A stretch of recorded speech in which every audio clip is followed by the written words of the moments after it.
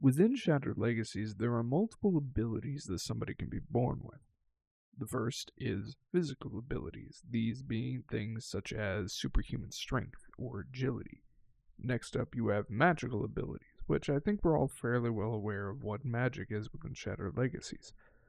After that, you have divinity, if you're born as a god, an ability that allows you to quite literally reshape reality around you to however you wish. However, there's one type of ability that we haven't really talked about yet, and one that is, while it's not particularly prevalent to Shadow Legacies, nonetheless stands out. This ability is Psionics. Now, I'm going to say right away, this might be a bit of a shorter episode. There's not really a whole hell of a lot to Psionics, and that's largely because it's fairly simplistic. That being said, sit back, relax, and let's get into it. So, I oftentimes make comparisons to 40k, and at this point I think some people may be used to that. However, I do need to mention that Warhammer 40k Psykers are not the same thing as Psionic Wielders. Psykers are essentially Warhammer 40k's version of magic. And while Psykers are capable of psionic capabilities, such as telekinesis and telepathy, I wouldn't call it psionics. I would call it 40k brand of magic.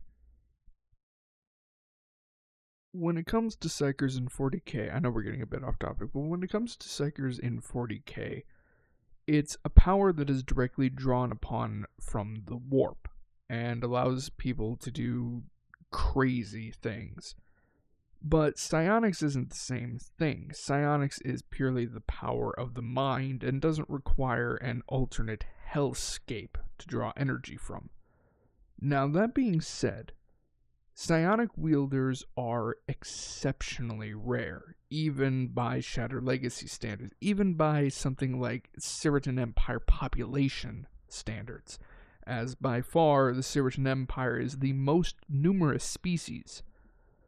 That being said, it's largely, even within the Siritan Empire, only roughly maybe 0.01% of the population will actually be born with psionics.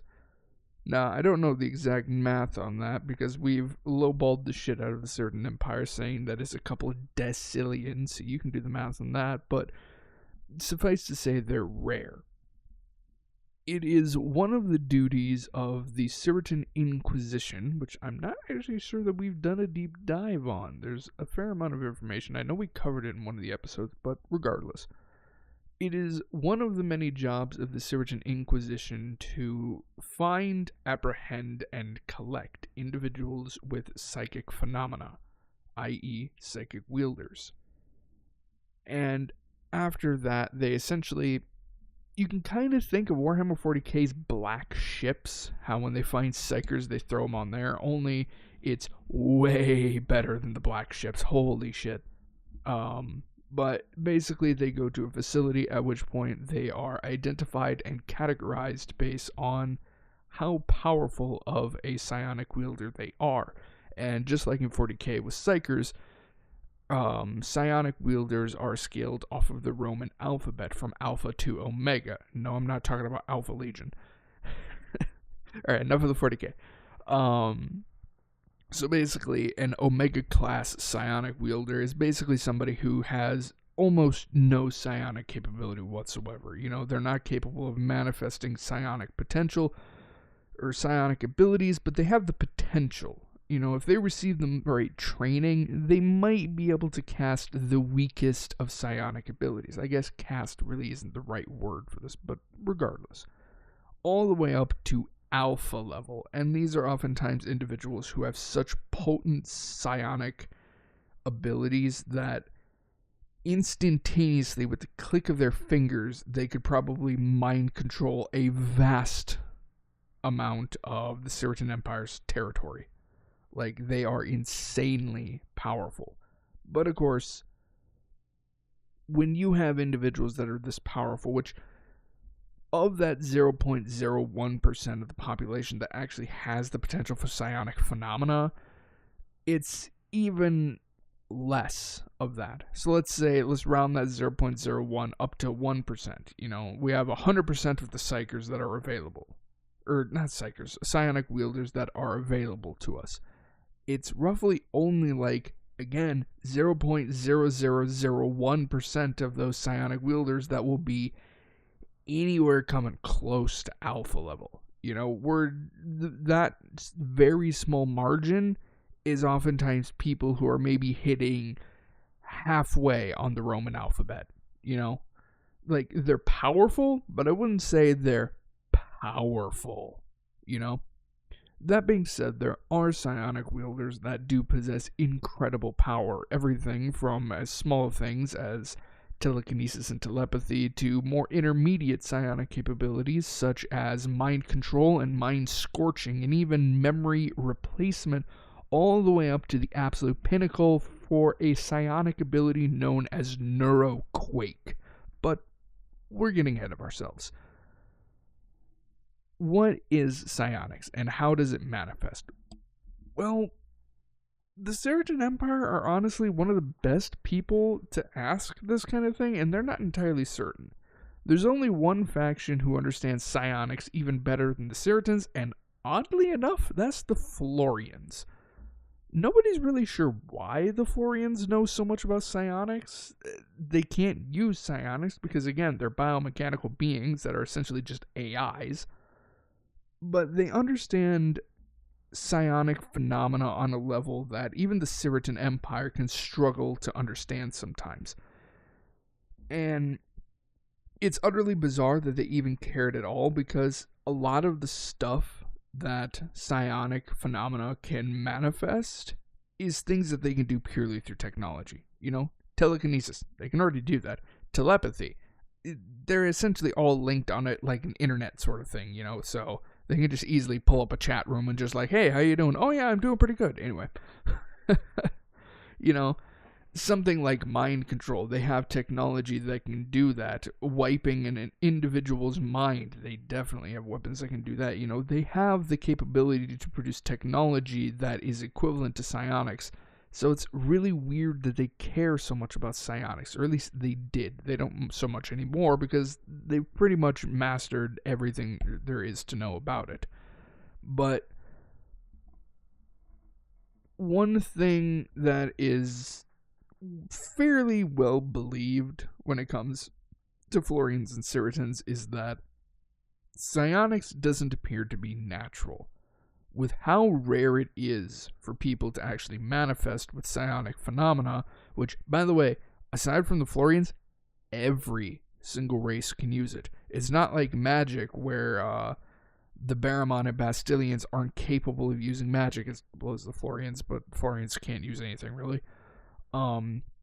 Anybody can be born with psionic phenomena, or the capacity to use psionic phenomena, but with how incredibly rare it is, it's not only that, but like the Saracen Empire have synthetically induced magic within individuals. This was the what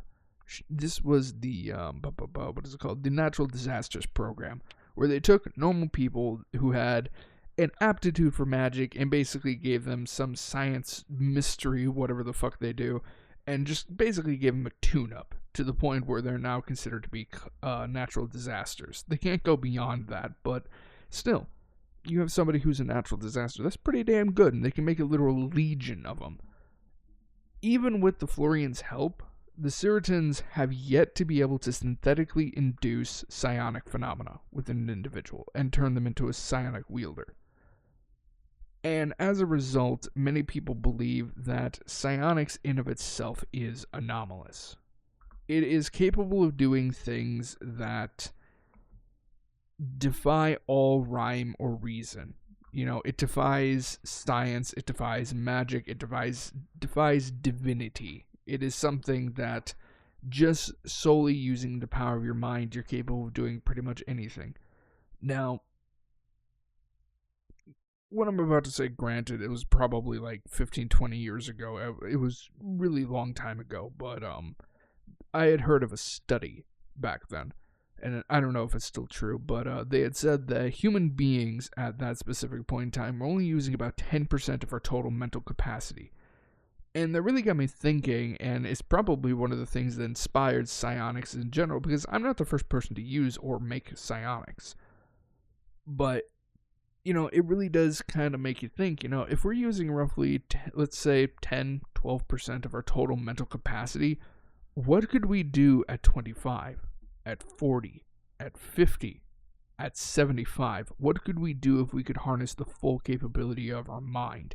And that's one of the reasons why psionics is so interesting to me, because we could potentially do that kind of stuff. Granted, we're a long ways off of understanding the human brain. There are things that we still don't understand about our own minds, but regardless, it's a bit of an interesting thing to think about.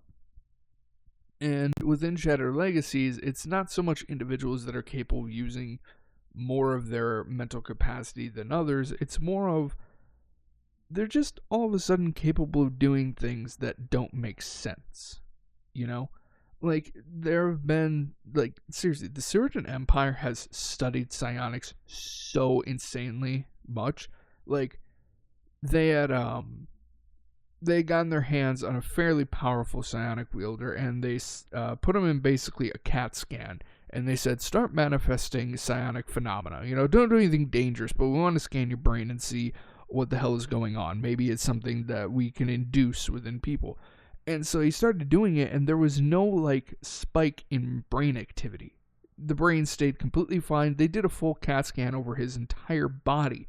Not a single thing was changing, despite the fact that he was manifesting psionic phenomena. And as a result, nobody's entirely sure how these special individuals can use it. But so, getting back to a topic that I was talking about earlier and then glazed over, when you have people that could potentially be as powerful as, say, like an alpha grade psionic wielder, how do you deal with them? If they're closer to Omega, it's pretty much just kind of, whatever, let them do their thing. What's the worst that they can do? Telekinesis? They can't lift heavy things, and they can't move small things particularly fast. And I'm pretty sure you'll notice it before they can stick a knife into the back of your back, So it's whatever. There's no reason to monitor them and restrict them. But when you start getting closer to alpha level, they're starting to be able to use psionic phenomena that is incredibly powerful, And so how do you deal with these individuals? Because obviously, as you can imagine, if somebody getting close to alpha level just decides, I'm going to mind control the entirety of Certain government, what's to stop them, And you would have no clue that they're being mind controlled unless it's a radical personality change, Well, it turns out the Florians kind of figured this out. And again, it's weird that the Florians figured this out because psionics doesn't really affect them. I mean, I guess if a particularly powerful psionic wielder were to use particularly powerful telekinesis on them, maybe that might do something. Unlikely, given what their carapace is made of. Holy hell. But regardless, they had created something known as the psionic kill switch. And it's a very interesting gadget. See, the Florians had discovered that there was a very, very special frequency that psionic phenomena resonates at, and is very high on the spectrum. And they discovered that if they induce the exact same frequency, but on the opposite side of the band, very, very low, to the point where, modern day, we'd never be able to get this high or low on the frequencies. But they discovered that if they invert the frequency completely, it causes sort of what's a good way to put it? I don't want to say debilitating, because it's not necessarily debilitating for everyone, but it's anti-psionics, It nullifies the effects of their psionics, especially if they're a particularly weak psionic wielder. As you get higher and higher and higher on the list, all the way up to alpha, the effects become more pronounced. It's either the effect of their psionic capabilities is lessened or outright negated. When you're at alpha level, it's quite literally a kill switch. In activating the psionic kill switch basically just instantaneously renders them brain dead because of how insanely powerful they are when it comes to psionics. So, a little bit of a problem. But it's specifically because, of course, it's Florian technology, so it's basically a cheat code to technology. It's basically an implant that can't be removed if it's tampered with in any way, shape, or form, no matter how minimal the kill switch activates instantly, and it's even capable of burrowing into the brain itself to ensure that it quite literally stays rooted in place and stays active until somebody authorized turns it off. And so as a result, it's not even like they can get rid of the damn thing. It's basically the perfect way to deal with psionic wielders that may be going rogue or losing control of their abilities. They can instantly activate that thing and all psionic abilities stop. All psionic phenomena just ceases instantly. But so, obviously you guys are probably wondering, what are some psionic abilities? Well, the fact of the matter is we don't know a full list. We know some that are fairly popular or fairly well known, but the thing about psionic wielders is that they're naturally very secretive, They don't want people to know that they have psionic phenomena, because the thing is that because of how insanely rare these people are, pretty much every single major faction, Florians included, will go to extraordinary lengths in order to get their hands on these people. Regardless of whether or not they're going to join your faction, they will do everything they can to capture you alive. Because that's just how powerful and how important psionics can be. Like, you place a psionic wielder in just the right spot, you can halt an entire war front. I'm not talking about an entire battle line on a planet. I'm talking about a war front across an entire solar system, across an entire galaxy, across an entire universe if they're alpha level. They're basically like tactical missiles. You can send in a tactical missile and that target is gone. Unless the missile is intercepted in any way, shape, or form, the target is gone. You don't have to worry about it ever again. It's just vaporized. And it's similar with psionic wielders, especially if they're very powerful. Place them in just the right location, and you can shut down the enemy's advance through their psionic phenomena alone. Like, even if they're not using something particularly powerful or particularly grand and flashy. But of course, what are some of these psionic phenomena? Well, we can talk about the ones that we do know about. There's a lot that we don't. Obviously, there are things like telekinesis, which is basically make something float up and come to your hand. Or make something float and put it down somewhere else. It's moving items around without physically touching them. Then you have telepathy, which is basically you are speaking to somebody else through their mind, and they reply back into your mind without actually having to physically say something.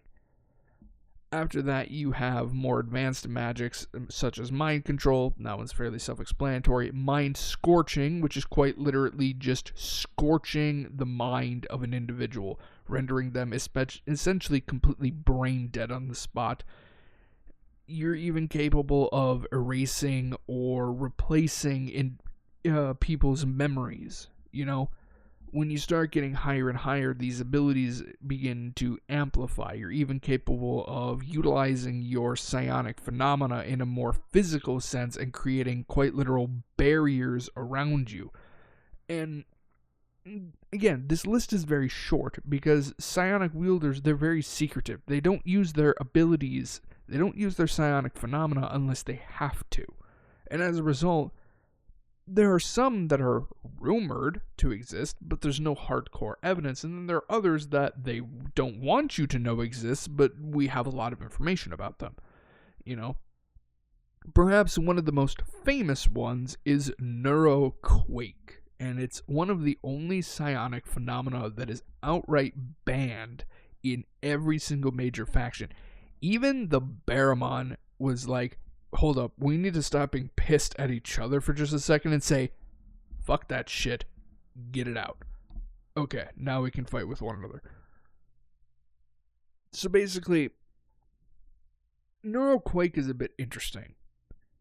When you have the potential for psionic phenomena, especially if you're a particularly powerful psionic wielder, they have expressed the fact that they can sometimes see little motes of energy, and they're everywhere. Absolutely everywhere. And some psionic wielders can draw energy from them, kind of coax energy out of these nodes that they can use to fuel their abilities. Because one important thing about psionics is that it has two major resources. With magic you have mana. If you don't have mana, you can't cast magic. Fairly self-explanatory. With psionics, it requires two different resources. The first is mental focus. Like literally, you have to focus on what it is you're doing, otherwise your psychic phenomena could quite literally run wild and just cause your head to pop like a zit. Like, that is a thing that happens. The other is known as neural heat.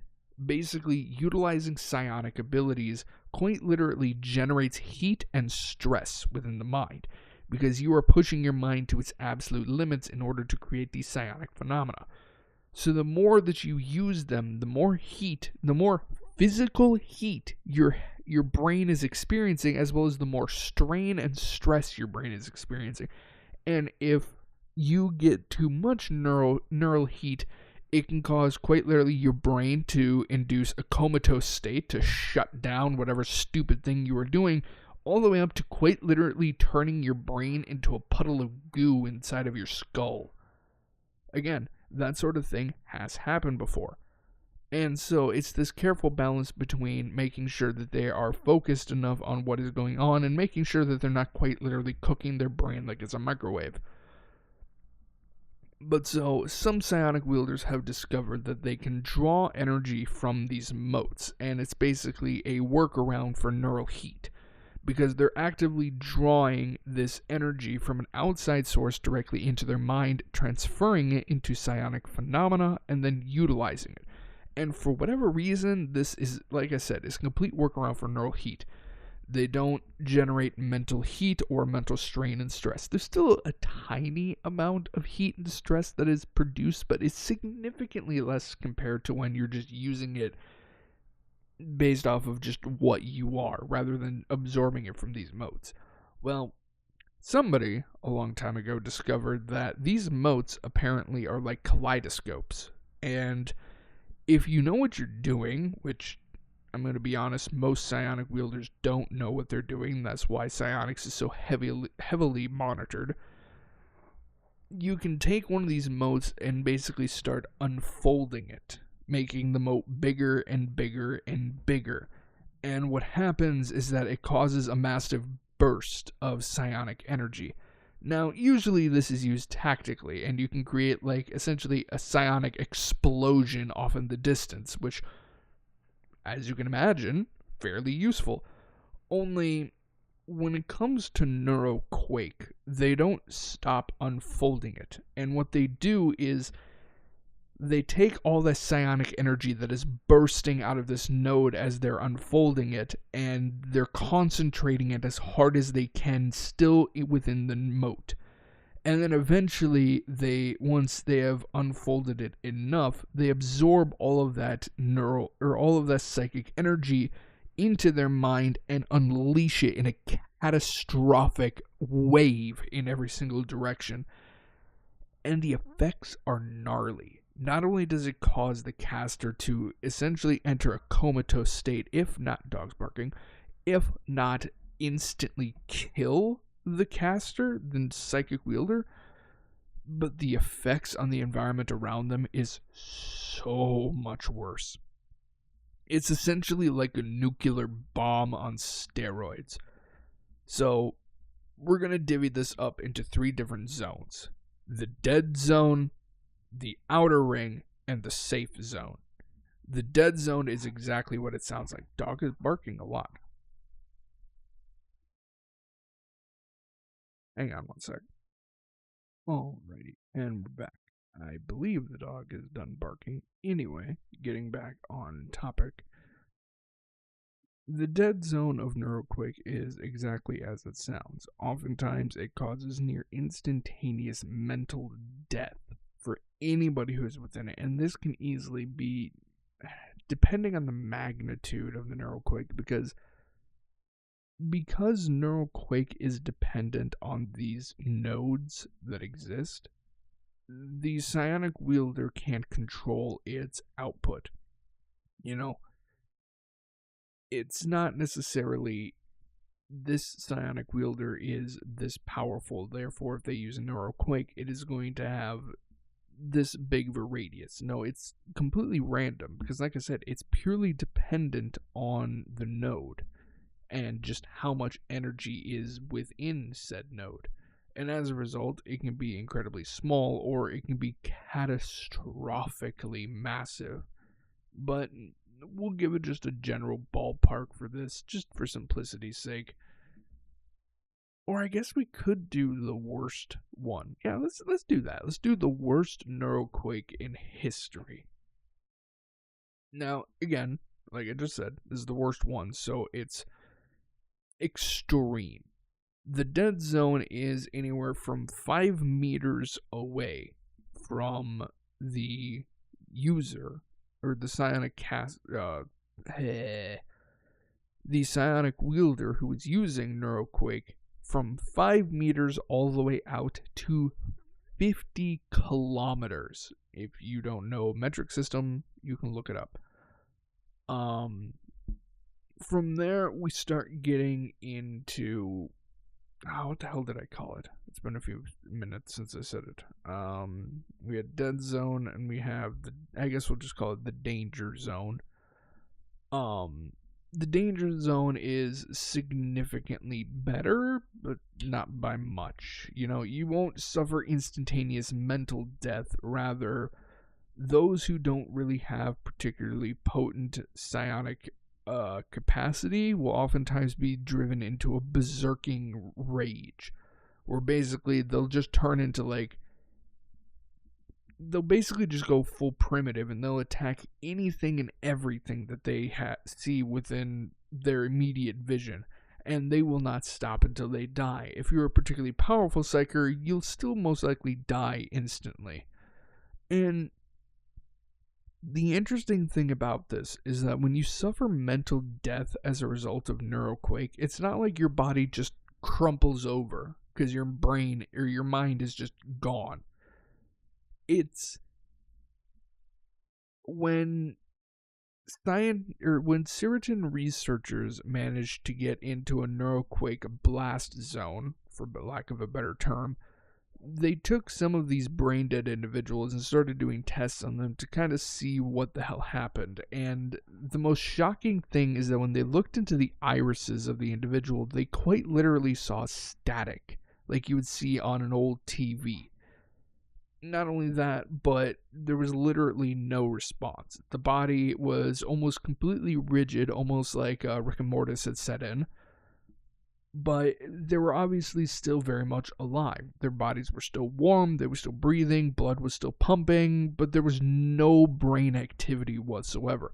The brain was still fully intact, but there's lights on, but nobody's home, sort of thing, And it was just utterly bizarre to look into the irises of an individual and just see physical static in the irises, as well as the pupil. And they're basically like soulless husks, full on, I don't like to use this term, but full on vegetable. They do not respond to any stimulation whatsoever. Even if you harm them, the body does not react in any way, shape, or form. And they basically just exist. They don't exist for a purpose. They simply just exist now because the mind was erased as a result of the psionic wielder using neuroquake. Now, back in the day before it was outlawed, they used it quite literally as like a tactical nuclear strike, because that's literally what it is. Now, the danger zone goes from that 50-kilometer mark all the way out to roughly, this is going to surprise you, goes from 50 kilometers all the way out to well over 1.5 million kilometers. And again, we're talking about the worst neuroquake ever, which, needless to say, would cover the entire planet at that point, or damn close at the very least, I would imagine. Unfortunately, it only gets worse. Next up is the safe zone, which isn't actually safe. The safe zone is safe for individuals who don't possess psionic phenomena, where they don't enter that berserking rage, but they possess, or they gain so much discomfort in their mind that a lot of them will immediately start to pursue self-unaliving, shall we say. I'm pretty sure the actual word will get the comments shut down or some ramifications. So let's not say the S word. We're just going to say self-unalivement. And they will actively pursue that. And not only that, but people who have actually survived in the safe zone, they note that they could physically, although there was no viable source for this sound, they could physically hear static in their ears. Not only that, but within their minds, like at the back of their minds and like almost like directly behind the eyes. Like sometimes if you strain your eyes too much, you can feel pressure on the back of your eyes. It was sort of similar to that, and they could just in their mind hear horrific, hellish screaming of pure agony. And this is a result of neuroquake, as you can imagine. Individuals who possess psionic phenomena, if they're halfway through the scale, they'll immediately enter that blood-crazed berserker state, where they will literally attack anything and everything. If you're like really high, we're talking like beta or alpha grade, you'll still outright die, suffer that brain death. Static in the eyes, lights on, nobody's home sort of thing. Even in the safe zone. And this goes from the roughly 1.5 million kilometer mark all the way out to several trillions of kilometers out. And again, like I've said multiple times now, this is the worst one ever recorded. It basically wiped out an entire solar system.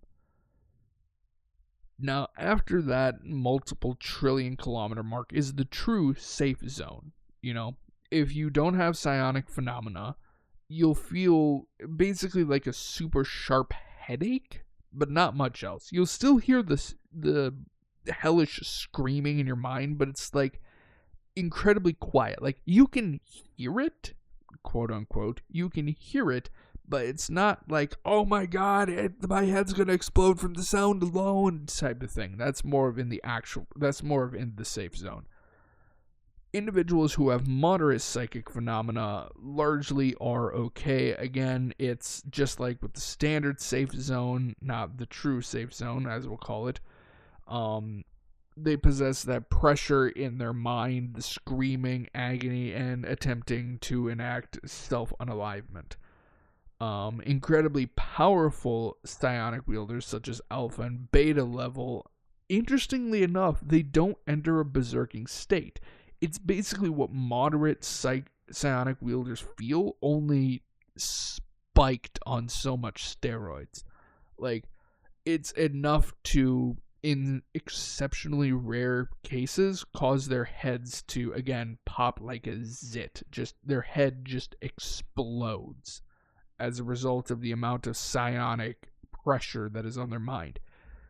And the worst thing about neuroquake isn't the immediate effects, it's the after effects. Because just like a nuclear bomb, so here's an interesting little science fact about nuclear weapons.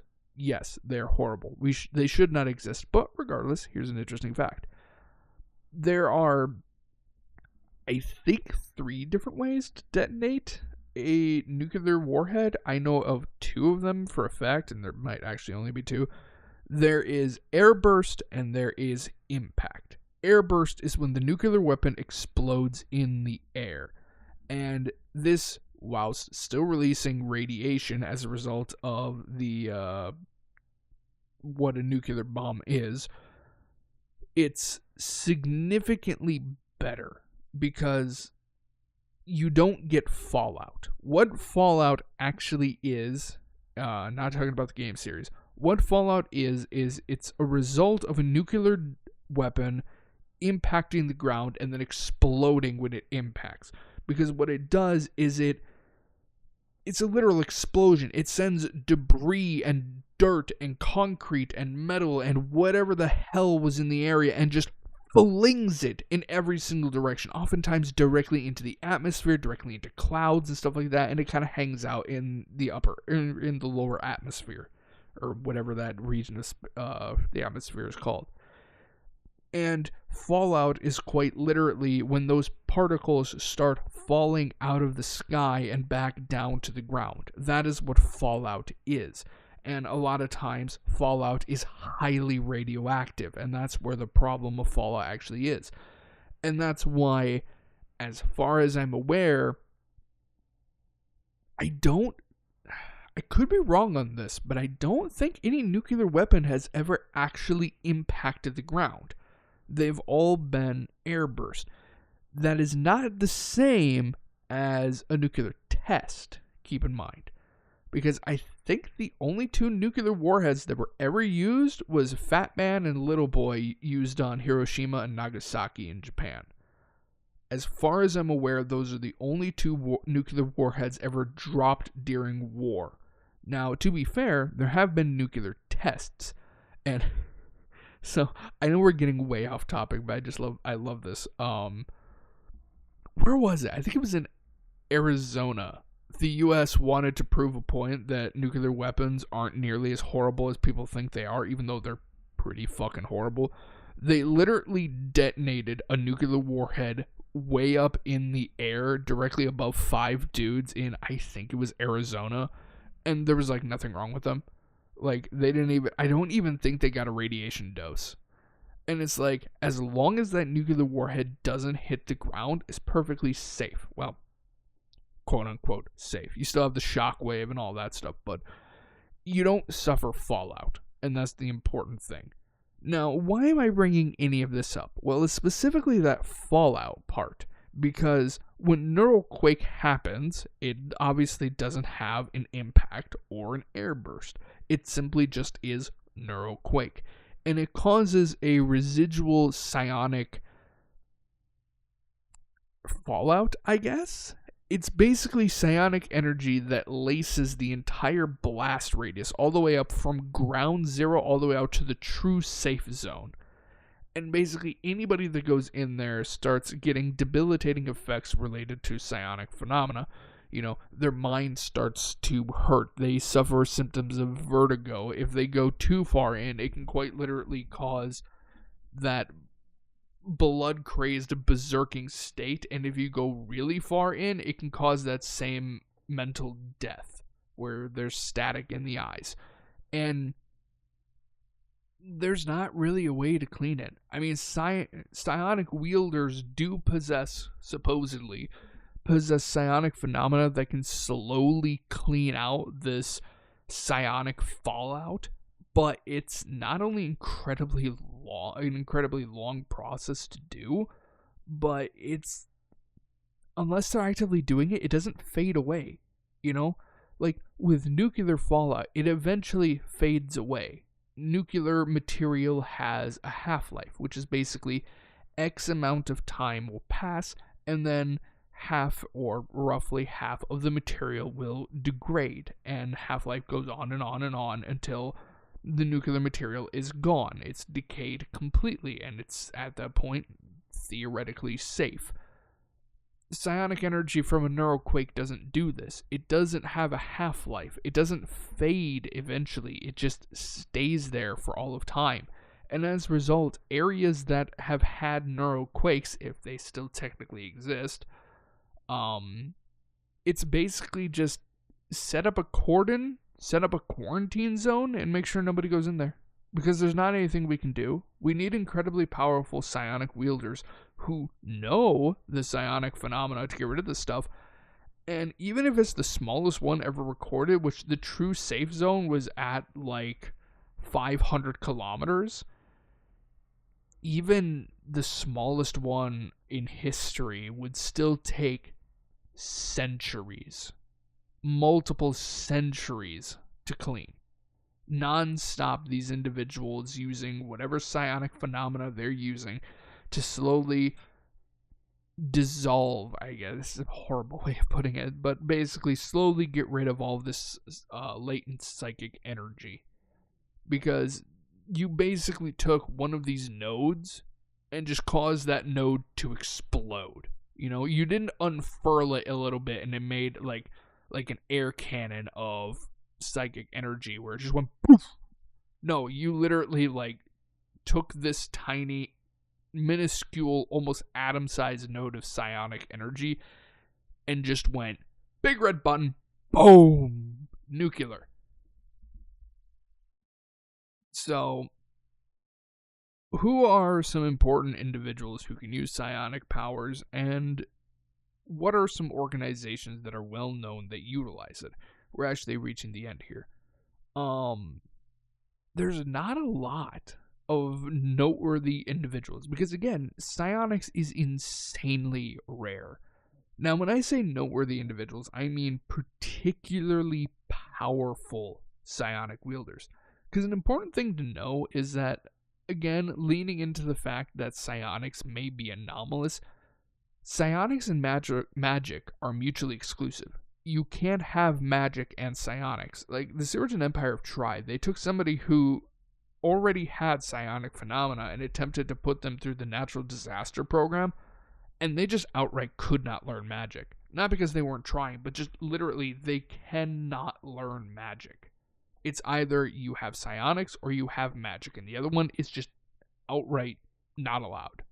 No matter what you do. Even the Florians can't figure the shit out, and they're literally the leading experts on it. But so, there is one family. Interestingly enough, psionics is not hereditary. You don't inherit high-powered psionics. You can literally have two alpha-level psionic wielders as your mother and your father, and the child could be Omega class, Omega level. Or, if you win the fucking lottery, they might be close to mid-level, but they're definitely not going to be alpha level. And if they are alpha level, you just won the biggest lottery of all of time, you know? And the bizarre thing is that there is a family within the Sirian Empire that time after time, whilst not all of them have been exceptionally powerful, almost every single generation in some way, shape, or form have possessed psionic phenomena. Every single person in that generation. And the Sirian Empire and the Florians have done many joint studies on this family to try and figure out why, and they don't have any answers. It's known as the Grayman family. And this family is incredibly important. They have reared basically every single person from the family has at a bare minimum been mid-level. We're talking right in the middle. Let me quickly pull up on my phone the Roman alphabet, and I can tell you exactly what it is. Come on, phone. Please cooperate. So, the Roman alphabet. This does not help you. I do not want the Latin alphabet. I want the Roman alphabet.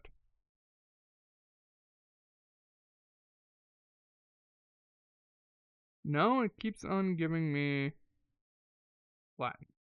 There's one. So, oh, I guess it's the Greek alphabet. Regardless, whatever alphabet it is. So it goes alpha, beta, gamma, delta, epsilon, zeta, eta, theta, iota, kappa, lambda, mu, nu, zu, I think, xi, I think is actually the proper way of saying that. Omicron, Phi, Rho, Sigma, Tau, Upsilon, Phi, Chi, Psi, and Omega. There's a few in there that sound very similar. So, again, if you're an alpha level, you can do basically whatever the fuck you want. If you're omega level, you can't really do anything. So it's usually mu and nu. Mu and nu. God, that's fucking hard to say. It's right in the middle there is roughly usually where the Grayman family is. They have raised some incredibly powerful psionic wielders. There have been a number of Etas, a few Epsilons, and one confirmed Alpha level that have come from this family. And we'll go over the Alpha level one because he's honestly really the only one who has any lore on him. They're all very important because each and every single one of them has been a Siritan Inquisitor, and they've been given a very, very special rank known as the Grand Inquisitor. And basically, they're the right hand of the Siritan royal family. If there is anything that requires the touch of an Inquisitor, the royal family immediately goes to the Grayman family. They don't go to some random whoever the fuck Inquisitor off in the backwoods somewhere. No. They go straight to the Grayman family with any problems that they may have. And the alpha level Grayman member was one Albert Grayman III. Or simply just Albert Grayman. And he's literally solidified as a legendary individual within the family. Like, it doesn't matter how many generations go by, every single person in the family knows of Albert Grayman. He was an alpha level psionic wielder who took absolutely no shit from anybody, and basically whatever job he was given, it was no if you can do this. It's you can do this. And the dude has done so much shit. He's actually a survivor of a neuroquake activation. Which, fun fact, his was the weakest. You have the strongest psionic wielder who ever existed, a dude who was so insanely powerful that he could go toe-to-toe with calamities. Which, granted, the calamities didn't exist back then, but he could go toe-to-toe with modern calamities and hold his own, and the neuroquake he produced was the weakest of them all. That's the one where, the true safe zone started at, 500 kilometers. It was minuscule, but it got the job done, and that's what mattered. That was, I believe his was the second to last neuroquake that was ever used before it was outlawed by every faction, because of just how dangerous it was. But so, he was essentially the king of espionage. Because the things that he could do were just incredible. He could quite literally, let's say, the Siritan Emperor was like, hey, Albert, Al, I need you to go to the Yvetans, and I need you to dig up some dirt. And Albert is immediately like, I got you, man. And goes off into Yvetan territory. And obviously you would think, this dude isn't going to get any information. He doesn't have blue hair, and it's not like he's going to dye it, because the dude was old. He was old enough to be anybody's grandpa. He does not give a fuck about dyeing his hair blue. But the thing that he could do is he could quite literally change the perception of everyone around him to make him seem like just your average, easily forgettable Yvetan. Completely indistinguishable.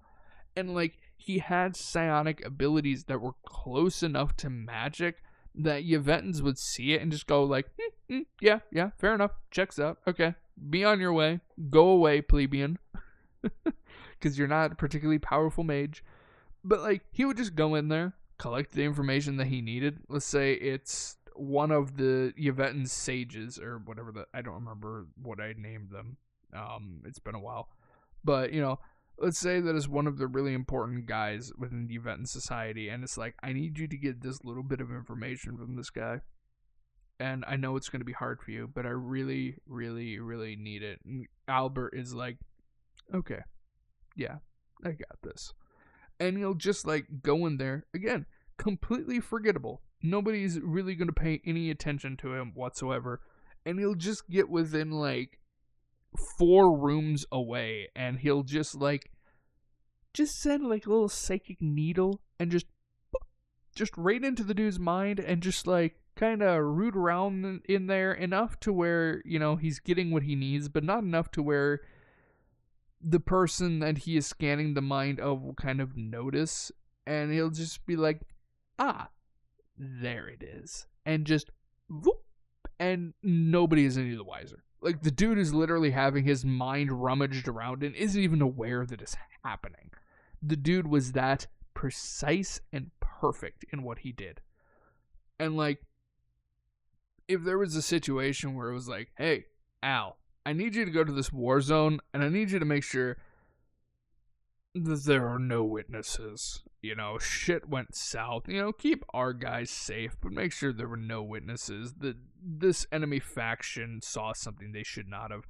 And Albert's like, I got you, man. And goes over there and just like unleashes psionic abilities, and there are literally no survivors. Like, it doesn't matter how psychically deafened you are, it doesn't matter if you are the the weakest of all Omega class psionic wielders. You're not getting out alive. This dude would just go on a psychic rampage and just annihilate anybody who got in his way. And that's kind of Albert Grayman, and an important thing to remember is that he's not just the royal family's hitman, although, to be fair, that's kind of what he did a lot. He's still an inquisitor, It just so happens that his inquisitorial duties oftentimes keep him solely within the pocket of the royal family. He doesn't have a lot of opportunities to go out and investigate things. He still investigates things. He still does normal inquisitor stuff, but a lot of times it's more, I need you to use your psionic phenomena to solve this problem, or figure out what's going on here, or nuke this entire army, or get this specific information. Like, the dude did more stuff as an inquisitor than most inquisitors will ever do in their entire lifetime, and he would do the same amount in like a year. Like, the dude was constantly busy, and again, he was old enough to be anybody's grandpa. Like, the dude was old, and of course he possessed incomplete immortality given to him by the emperor at the time, which was the legendary Jackson. So the dude was like probably in the billions of years old, but he just looked like your average like 80-year-old guy, like this really old, frail guy. You're like, what the fuck is this old man doing on the battlefield? He should not be here. And then just everybody around him is dead, and is like, what the fuck? That was Albert Grayman. Again, there's not really any other notable characters. They're so incredibly rare that oftentimes if you get somebody who becomes semi-important or semi-noteworthy, they don't have a long enough lifespan to really do anything impressive. But of course, that's not the only thing we can talk about. We can also talk about organizations. Now, the military obviously has tried in the past to create a psionic wielder corps, similar to the Mage's Corps. This failed miserably. Again, because of how rare psionic wielders are, but also because when you're using them in a wartime situation, they have to be particularly powerful psionic wielders. Otherwise, they'll get mentally exhausted, they can't focus, or they're gonna start suffering side effects of neural heat, or neural heat. And as a result, it's not really feasible for your average common psionic wielder to be sent out on the battlefield because they can't last that long. Unless they know a few fancy tricks like drawing energy from those psychic nodes, they're not going to last long out there. They're eventually going to get targeted, and they're either going to be assassinated at range or they're going to be captured, and there's not much you can do to prevent that. Because like I said, every single faction will do damn near anything to get their hands on a psionic wielder because of just how potent they can be in the right situation. Now, that being said, there are two factions primarily that utilize psionic wielders in relatively high quantities. The first is the Siritan Inquisitors. Siritan Inquisitors, whilst it's not a requirement to be a psionic wielder, it certainly gives you extra points to becoming one, because it allows you to gain access to information that otherwise might not be available. If you have a target and you need to get information from them, but they have a particularly potent will, and even after the most horrendous torture imaginable, they still haven't said a single thing, you're kind of just shit out of luck. If you can't crack them by then, there's not a damn thing you can do. But if you have psionic phenomena, you could just read the mind of the dude or mind control him and make him say it out loud, And as a result, they really do get extra credit points because they're capable of doing their job just that little bit better, and every single little bit helps. The other organization, unfortunately, we have no information on because they are that fucking secretive. Now, obviously, we as the outside viewers know a semi-decent amount about them, but people in Shattered Legacies, there's 3-4 people who even know that this organization exists, and 2 of them actually knows information about them, and they're known as the Tempest's Eye. Now, I've talked about this in the past. They're one of the 3 right hands of the Siritan Supreme Commander.